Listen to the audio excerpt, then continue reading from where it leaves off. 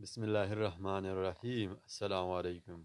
This is Tariq Amin, lecturer, Department of English, Kohart, University of Science and Technology, Kohart.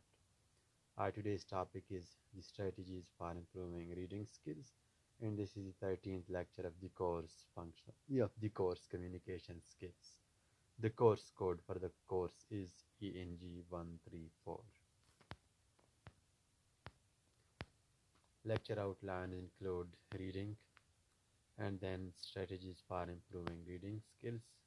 There are different strategies that can be used to improve reading skills, such as predicting, visualizing, making connections, summarizing, questioning, and at the end, inferring.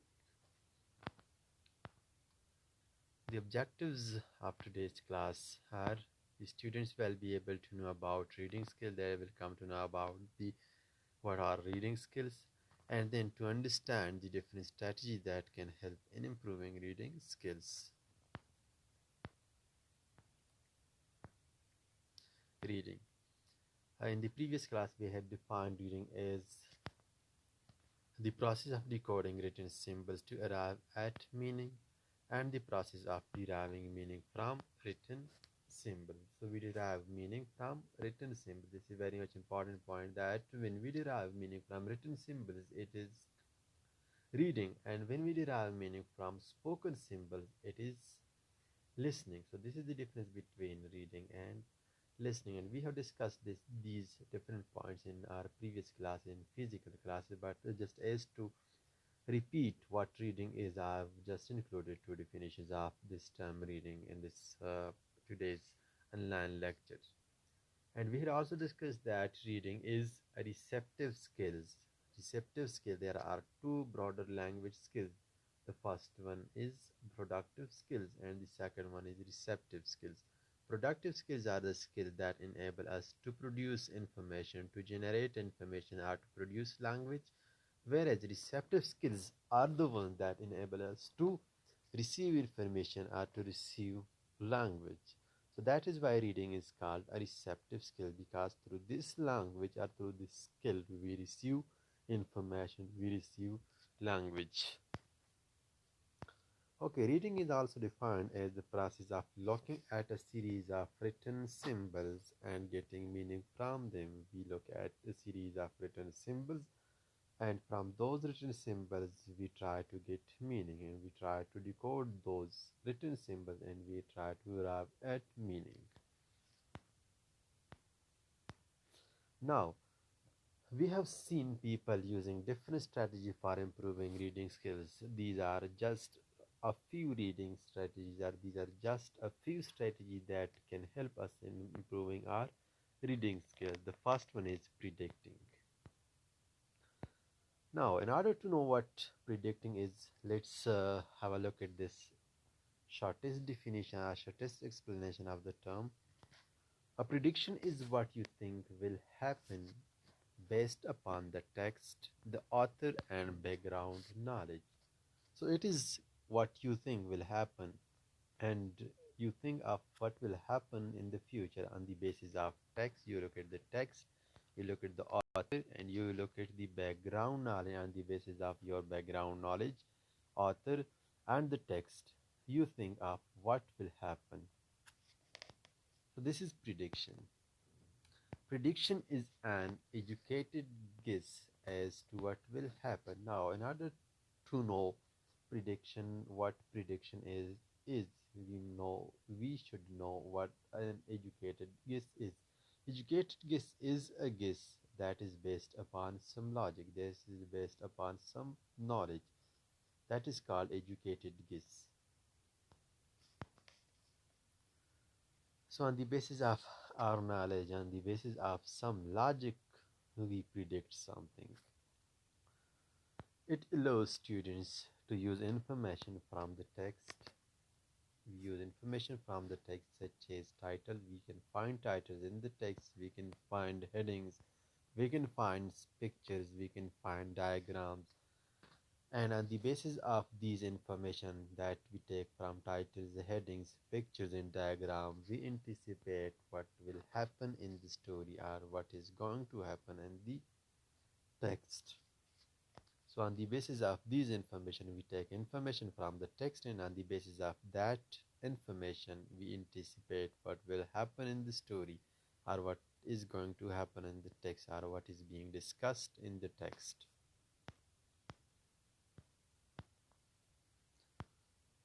Okay, when making predictions, students envision what will come next in the text based on their prior knowledge. This is what we have discussed in the previous lecture, in the previous slide, that on the basis of our prior knowledge, our background knowledge, we envision or we anticipate what will happen or what will come next in the text.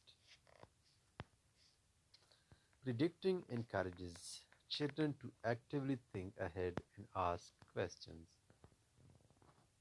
So this strategy helps students or help children to actively think ahead. So they think ahead and they ask questions.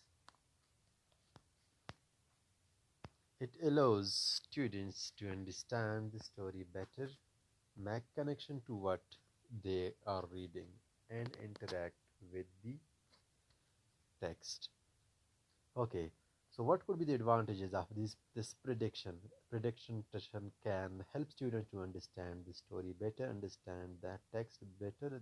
This can help them understand a text better if they are reading a text for their academic purpose or their exam purposes. Prediction can help them understand the text better, and it also helps them make connections to what they are reading. They can make between different parts of a text and interact with the text. They can also interact with the text. The second strategy that can be used to improve reading skills is visualizing. Visualizing is also known as making mental images or creating mind movies. Okay, visualizing is the creation of images in the mind. We create different images in our minds. As the students read, processes, and recalls what has been read, they recall what has been read.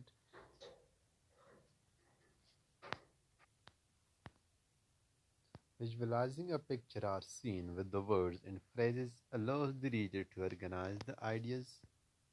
It helps us organize the ideas and to see the relationship among the ideas and to make meaningful connections with them. When we visualize a picture or visualize a scene on the basis of different words, we use different words and we use different text in order to visualize a picture or scene. And this process allows us to organize the ideas that are there in a text. For example, you are reading a text and you are visualizing along with reading the text. This helps you organize the ideas that are there in your text that you are reading. And after that, to see the relationship among the ideas, there would be different relationship between the different ideas that are discussed in a text. So it also helps you see the different relationship between the different ideas and to make meaningful connections with them. There would be different ideas and you can make different connections between the different ideas with the help of visualizing, with the help of mental images, or with the help of mind movies. The third strategy is making connections. Making connection is another strategy that can be used in the reading process. Yes, we can use it. And by making connections, the learners can activate their prior knowledge and connect the ideas and the text to their own experience, to their prior experiences. So when we read a text, we activate that very text, activate our prior knowledge. We try to activate our prior knowledge and we try to connect the ideas in the text that there were, as I've discussed in the previous slide, that when we read a text, we find different ideas in text. And when we start reading a text, we activate our prior knowledge that is related to that very points or that very text that we are reading. And when we activate our prior knowledge, we try to connect the ideas that are there in the text to with our to our prior experiences, to our prior knowledge, to our prior knowledge that we already have about that topic or about those ideas.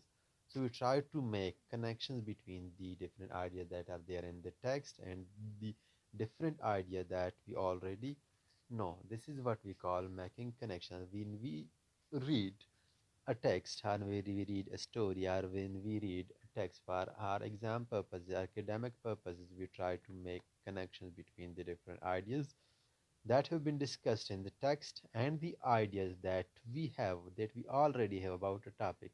For example, you are reading a topic on Quaid-e-Azam Muhammad Ali Jinnah. You do have some prior knowledge about Quaid-e-Azam Muhammad Ali Jinnah. When you read the text and you read different ideas in the text, you relate those different ideas in the text to the idea that you already have about Quaid-e-Azam Muhammad Ali Jinnah. For example, you know the date of birth of Quaid-e-Azam Muhammad Ali Jinnah. Yeah. And you read some more information about the date of birth of Quaid-e-Azam Muhammad Ali Jinnah, so you relate the information of, of the of Quaid-e-Azam Muhammad Ali Jinnah to the information that you already have. So this is what we call making connection. This is what happen when we read a text. We always connect different ideas in the text to the ideas that we have in our mind. Reading becomes meaningful. Yes, so when the reader connects the ideas in the text to their prior experiences or to their experiences and beliefs and the thing happening in the outer world. This is very much important point that reading becomes meaningful when the reader connects the ideas in the text. I've just discussed that when we read a text, we come across different ideas. We come across different ideas that are discussed in a particular text that we are reading. So we try to connect those ideas in the text to our prior experiences, to our beliefs, to our experiences, and the things happening in the outer world. We try to connect those ideas in the text first of all to our experience, and after that we connect those different ideas to what is going on or what is happening in the outer world. And this process or this activity or this process makes our reading meaningful. And if you are reading a text, you are not connecting it to your personal life, personal experiences, you're not connecting it to the outer world, it won't make your reading meaningful. Reading becomes meaningful when you connect or you try to make different connections between the ideas in the text, and you try to make different connection between the ideas that are there in the text to your personal experiences and to the outer world. This is what makes your reading meaningful.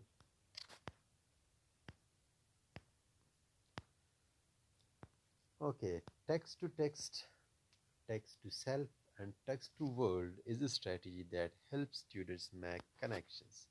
These are three different strategies. Let's discuss the first one, that is text to self. Students can make text to self connections through drawing, making a chart, or writing. They can use these different tools such as a drawing. They can make a chart and they can write also. In order to make text to self connection, they can connect text to their own selves. Teachers might ask students if they have ever experienced anything like the events in the text. So text to self means that you find ideas in the text. You are reading a text, you come across some ideas and you find some ideas in the text and you connect such ideas to your own self, to your own prior experiences. This is what is called text to self connection. You find ideas in the text and you connect those ideas to your own self, to your personal life, to your personal experiences. This is what we call text to self connections. Okay, there is another one, that is text to text connection. Text to text connection is different from text to self connection. Let's discuss it.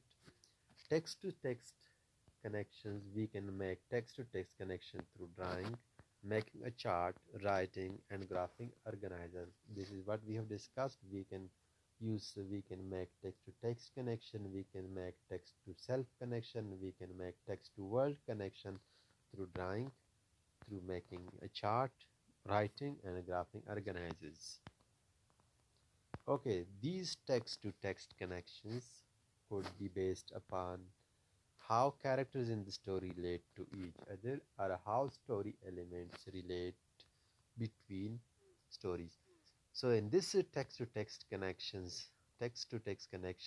we connect as I've discussed in the previous slide that when we read a text, we come across different ideas. For example, you are reading a text and you come across four different ideas. Now you connect those four different ideas in the text to one another. You connect the first idea to the last idea. You connect the first idea to the third idea, first idea to the third. This is what you do in text to text connections. You try to connect the different ideas in the text. You connect the first idea with the second, or the second with the fourth. So this is what we call text to text connections. You connect different elements in a story, different elements in a story, or you make different connections between the different characters in the story.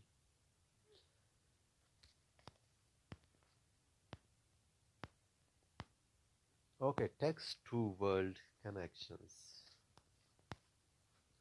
Students can make text to world connections, yes, through drawing, making a chart, writing, or graphing organizers. This is what we have discussed in the previous two slides as well, that text to text connections, text to self connections, and text to world connection can be made through drawing, through making a chart, through writing, and through graphic organizers. Okay, text to world connection could be done by comparing characters in a story to characters today, or comparing the content of the text to the world today. This is very much important, and this is what we have discussed in the very first slide about making connections, that we connect the different ideas in the text to the outer world, For example, you are reading a story, you are reading a novel, you are reading a drama, and there are different characters in the drama or in the novel or in the story, and you relate or you make different connections between the different characters that are there in the text, that are there in the novel, that are there in a story or drama, to the different character that you come across in your own life, in your personal life, or the character that you find in the outer world.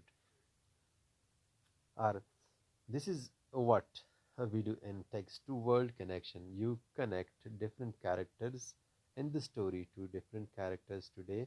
Are you When you find a specific idea in a text and you relate that very idea to the ideas in the outer world, are you connect that very ideas to the outer world that you find when you live your own life. So this is the difference between text to text, text to self, and text to world. In text to text connections, you try to connect the different ideas within the text, and text to self connections, you try to connect the ideas in the text to your or personal experiences, to your prior knowledge, your background knowledge. And in the text to world connections, you try to relate the different ideas that you find in the text to the outer world.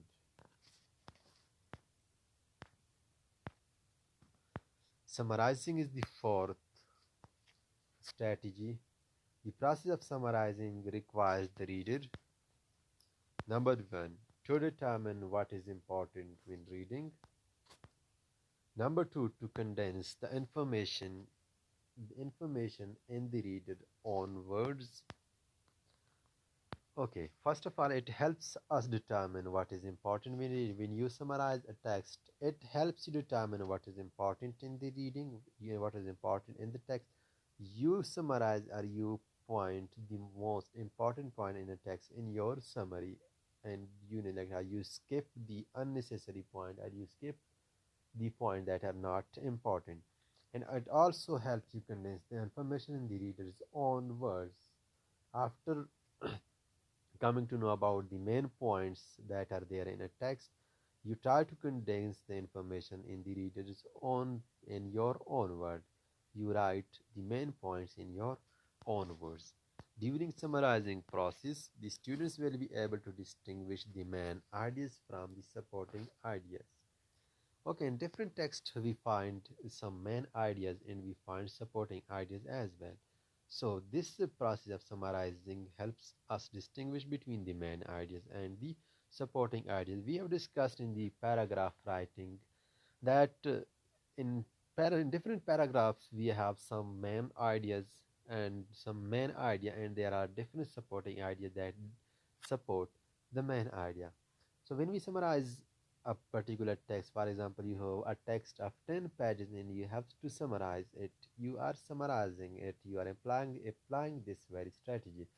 So you need to focus upon the different important points that are there in the text, and you can come to know about the important points by reading different paragraphs. Different paragraphs are based upon different important ideas, so you can come to know about the different important points in a paragraph, and after that you can write those important points in your own words. So this process of summarizing helps you distinguish between the main ideas and the supporting ideas.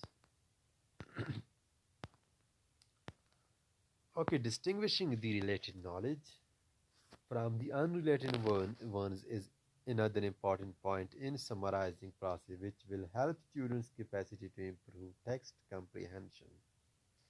Okay, this point is very much similar to the previous point, that there are some related knowledge, and there are some points that are not that much related. Are those are unrelated ones.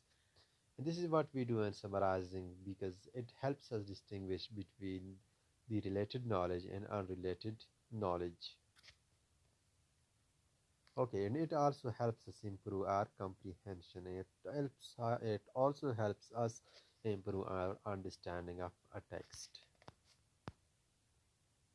Summarizing is a strategy which helps students to organize the ideas even in the long reading passages, which are usually perceived as threat for these students.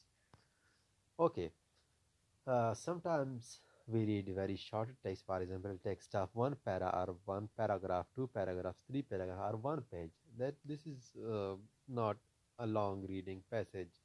This is a short reading passage, but sometimes we come across texts that are of 10 pages, 20 pages, 30 pages, 40 pages. For example, you have to read a whole chapter. Now, this is not chapter is not of just one page. It would be of 10 pages, 15 pages. Now, this process of summarizing, this strategy of summarizing can help you out organizing help you out in organizing the different ideas that are there in the text. So this process of summarizing also helps you deal with longer text of 10 pages, 15 pages. When you apply this strategy of summarizing, you would come to know about the different important points, and you would write those important points in your own word. And when you would read the same summary of that you have made, or that you have written of the chapter after a month or after a two, you would come to know that you would remember or you would recall all the chapter just on the basis of the summary that you have written. So this is very much important strategy, and students can make use of it. When you read a text for academic purposes, you are reading a chapter, try to make summary of the chapter, try to determine the main points in the text, just focus upon the main points in the text and write it down. And after that, try to add some supporting details to uh, the very important point that you have made, and write the main points in your own words. It would help you out in your exams. Questioning is another strategy. Questions help a reader clarify ideas and deepen understanding. Yes, If you want to deepen your understanding, you must ask different questions. You cannot deepen your understanding until and unless you ask different questions. You can't clarify your ideas. You can't clarify ideas until and unless you ask different questions. So you should ask questions. Question can help you clarify your ideas, and it also helps you deepen your understanding of a text. If you ask questions as you read, you are awake and you are thinking. This is the very, we can say that this is sort of evidence. Yes, we can say that it is sort of evidence when that you are awake or you are thinking when you ask questions. If you don't ask questions, it means that you are not awake, you are not thinking. Diving in with questions, even those that are unanswerable enriches the reading experience. Okay, so you should ask question. Your question might not be answerable. Your question might be unanswerable, but those unanswerable questions also enrich your reading experience. So the summary is, or the main point is to ask different questions. You should ask question when you read a text.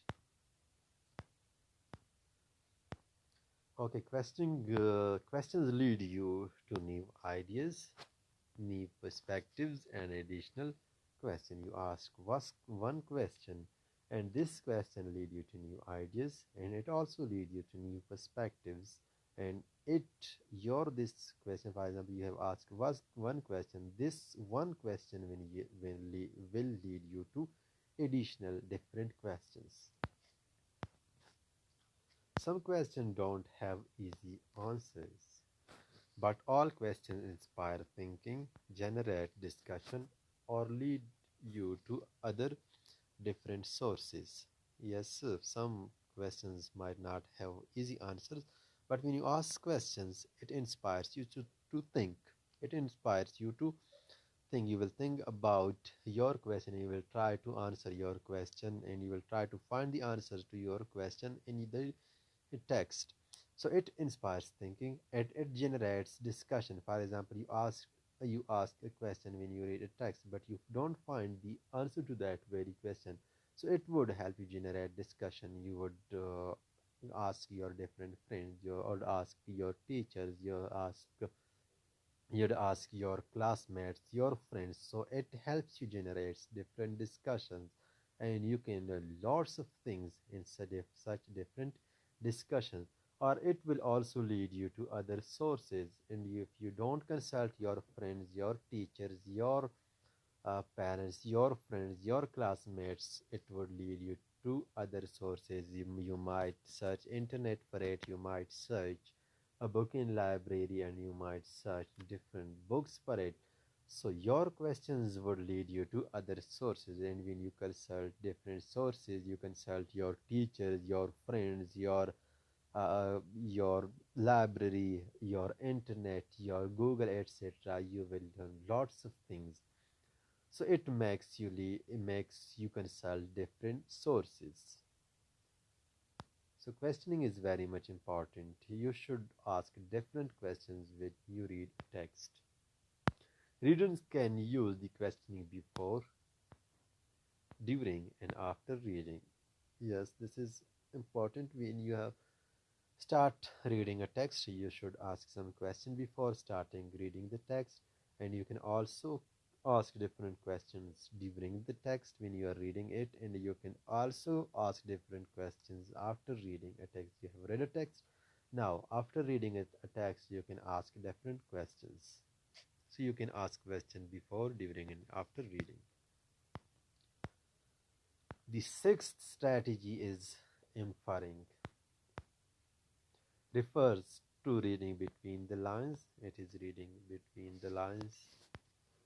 Okay, in order to know what is reading between the lines, you can search internet for it, but let me tell you something about it. That reading between the lines means that you read one sentence, you read another sentence, you read third sentence. The different ideas are these sentences would discuss different ideas. Now there would be something in between the lines that would you would find in these three different sentences. There would be in between the lines that would not be discussed in the line, but on the basis of the different ideas discussed in the text, you would come to know about what is there in between the lines. Okay, this between the lines is very much important point between the lines, but due to the limited time we can't discuss it in details over here. You can search internet for it and you can search different examples for it, and hopefully you it would be clear to you when you search internet for it. Okay, students need to use their knowledge along with information from the text to draw their own conclusions. Okay, students use their own knowledge along with information from the text to draw their own conclusion.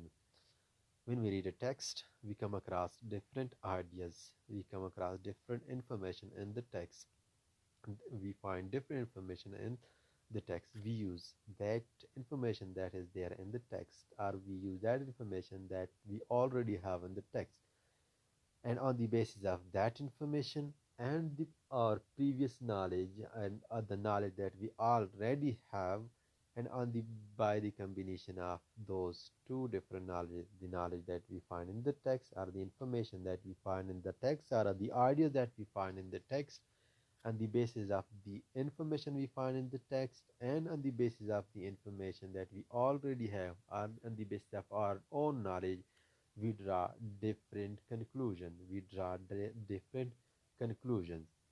We find or we take information from the text, we apply our own knowledge, and we draw different connections. I have had given the example of inferring in your class that when you say that Mr. CR comes to university on his own bike or on by his own car, so you can infer different conclusions from the knowledge that is present in this very sentence. You have just one sentence that Mr. CR comes to school by his own car. By his own car. So this is you have some information in the text in the present text. That is just one sentence. You have some knowledge. Uh, you have got some knowledge from the text or from the very sentence, and you can use this knowledge and the knowledge that you have in your mind, and you can draw different conclusions. For example, you can say that CR knows how to drive. CR belongs to a well-to-do family, or he is financially stable. So you have used present knowledge that is there in the text, you have used the knowledge that is there in the text, and you have applied your own knowledge that is there in your mind, and you have drawn different conclusions. So this is inferring. We use the present knowledge, or we use the knowledge that is there in the text, and we apply our own knowledge, we combine it with our own knowledge, we apply our own knowledge to draw different connections or to draw different conclusions. Okay, through inferring, students will be able to draw conclusions, make predictions, identify underlying themes. Yes, there would be underlying themes, and use information to create meaning from the text, and use pictures to create meaning. This is what we can do with the help of inferring. We can draw conclusions. This is what I've discussed in the previous slide. You can make predictions. Okay, there is some relationship between prediction and inferring. These are related terms, but there are some differences between inferring and predictions. Inferences and predictions. Prediction is different from inferences or inferring. Identify underlying themes. You can identify different underlying themes in a text with the help of inferring. You can use information to create meaning from the text, yes, and use pictures to create meaning. You can also use pictures to create meaning. Okay, improving reading skills. So let's summarize the class. In today's class, we read about reading that reading is a process, is a highly complex mental activity where we derive meaning from written symbols. We derive meaning from only written symbols, not from spoken symbols. Or it is the process of decoding written symbols to arrive at meanings. And after that, we discussed that if you want to improve your reading skills or your reading, you can use different strategies. And I've discussed in the very first slide that there are many strategies that you can use to improve your strategy, but we would discuss just 6 strategies that can be used to improve reading skills or to improve comprehension. The first one was prediction, the second one was summarizing, visualizing, inferring, questioning, and prediction, etc. These were the different strategies that we have discussed so far, and we have discussed six different strategies. Okay, references: improving reading skills through effective reading strategy by available.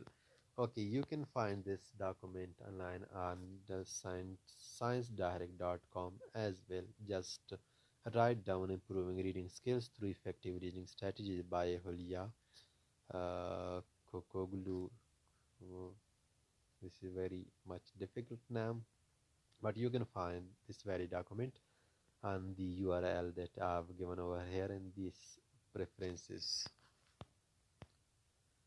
Okay, thank you very much for listening to the video. If you have any question, you may ask. Thank you very much. See you in the next video. Allah Hafiz.